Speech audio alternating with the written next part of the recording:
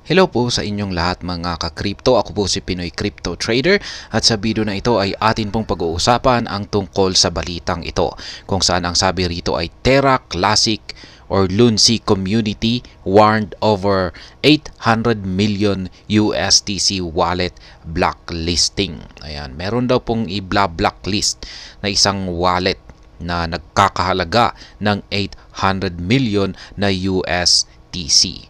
Ang USDC ay ito po ay isang stable coin ng Terra Classic community. Kaya ayan meron pong nailabas na isang warning or babala para sa lahat ng Terra Classic community dahil sa magaganap na blacklisting na ito.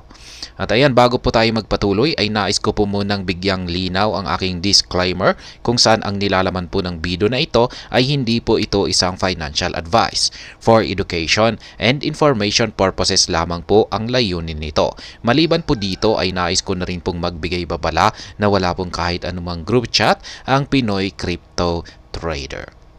Ayan po mga ka-crypto, ang sabi rito ay the Terra Classic community has received a warning. Ayan, meron pong natanggap na babala or warning ang buong community ng Terra Classic. Ayan, to exercise restraints in taking USDC and Luncy trading positions.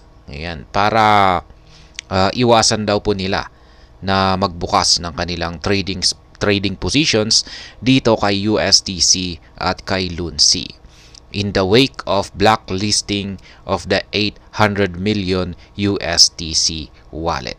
Yan. Dahil sa meron pong magaganap na blacklisting, yan ang isang wallet na naglalaman ng 800 million na USDC. The warning came from community member Rex YZ. Yan, galing daw po yung warning na ito or babala sa isang community member na nagngangalang Rex YZ who claimed that the new circulating supply showcased on CoinMarketCap might not accurately depict the liquidity of the algorithm stablecoin. Yan, ang sabi niya rito ay maaring hindi raw tama yung nagre-reflect na amount dito kay CoinMarketCap. Yan. Amount po ng yung stable coin na USDC.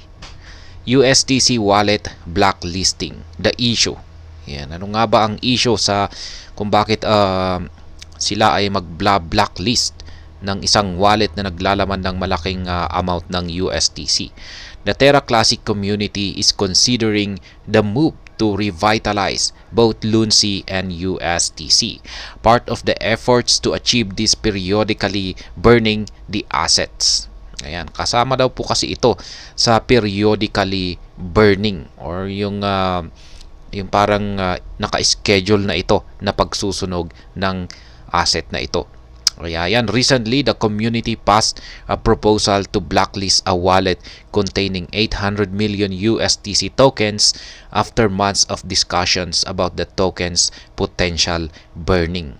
Ngayon, nagkaroon din po ng may naipasa na rin po na proposal ang community na kanilang i-blacklist yung wallet na naglalaman ng 800 million na USDC tokens.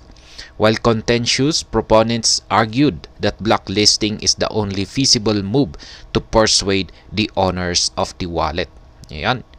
Sabi nila na yung pag-blacklist lamang daw yan sa wallet na ito na naglalaman ng malaking amount ng USDC ay parang ito lamang yung tanging paraan para ma-persuade yan or yung parang yung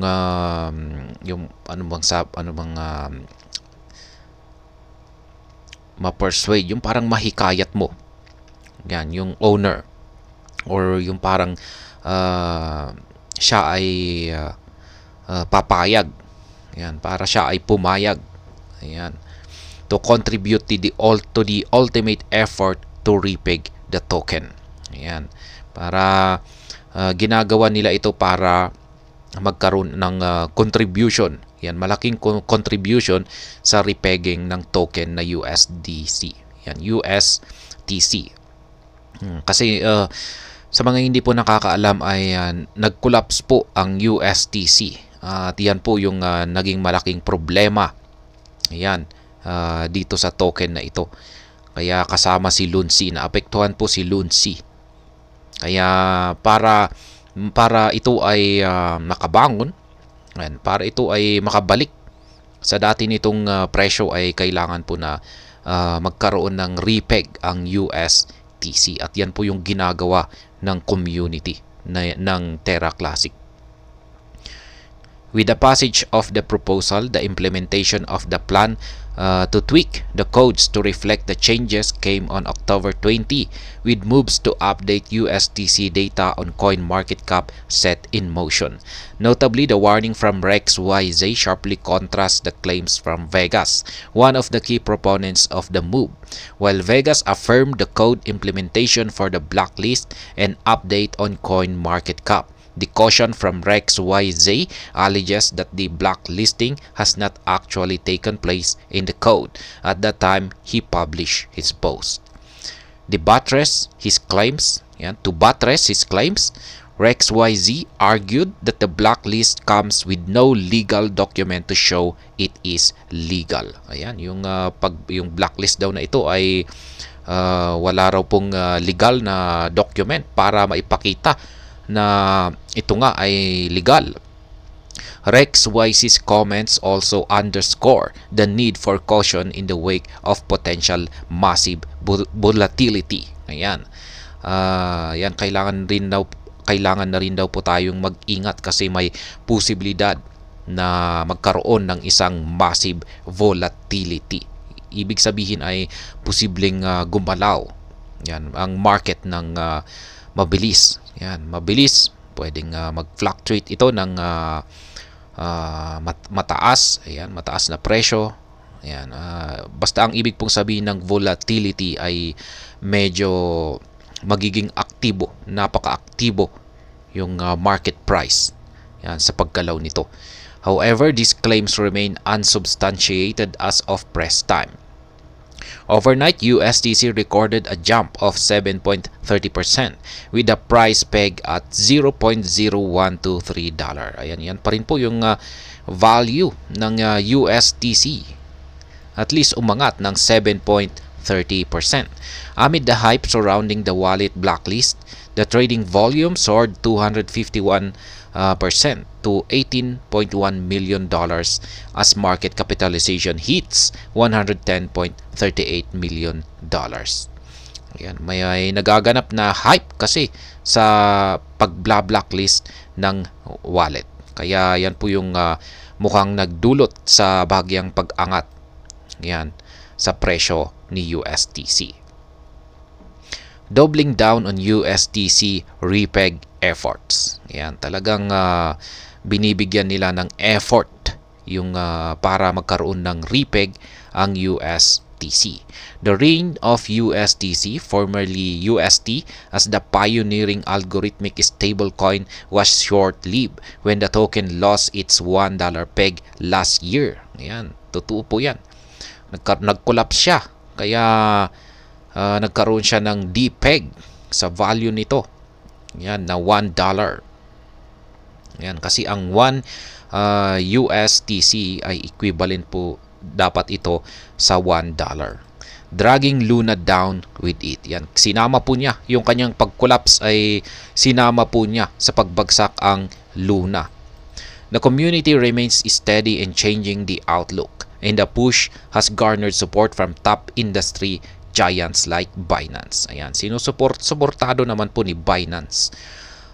The effort to fuel USDC repeg is not only confined to burning. Ayan, hindi lamang po nasa pagsusunog yung effort ng community para i-repeg si USDC.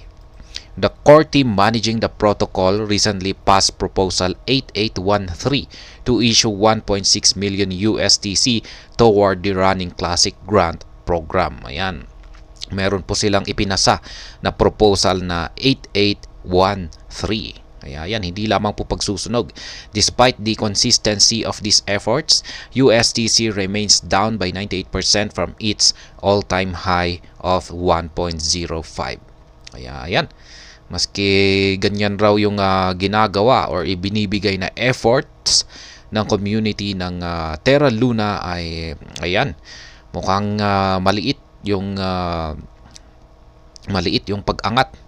Ayan, parang malayo pa rin na magkaroon ng repeg si USDC. Pero ayan, pero maganda po yan. Yung maganda po rito na nakikita natin ay talagang hindi naman po sumusuko ang community ni Terra Classic. Talagang maski ganyan na talagang hirap na magkaroon ng repeg si USDC ay talagang binibigay naman po nila ang lahat ng kanilang makakaya. Kaya yan, parang yung effort nila, yung ipinapakita nilang effort ay ayan, yan po talaga yung kahanga-hanga. Kaya sa tingin ko, base lamang sa aking sariling opinion, ay siguro may darating rin yung tamang panahon or makakahanap sila ng mas epektibong paraan. Yan, basta hindi sila susuko at mananatili yung kanilang ipinapakitang effort, ay sa tingin ko makakahanap din sila ng mas epektibong paraan or talagang yung tamang paraan para magawa nilang mai-repeg ang nag-collapse or bumagsak na USDC stablecoin ng Terra Classic or Terra Luna. At ayan, hanggang dito na lamang po tayo sa video na ito. Sana po ay inyong nagustuhan ang aking paliwanag dito. Kung inyo po itong nagustuhan ay pakiclick lamang po ang like button nito.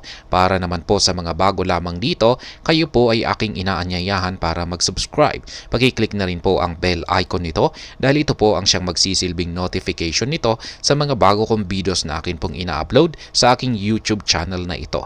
Marami pong salamat sa panonood. Ingat po tayo lagi at God bless po sa ating lahat.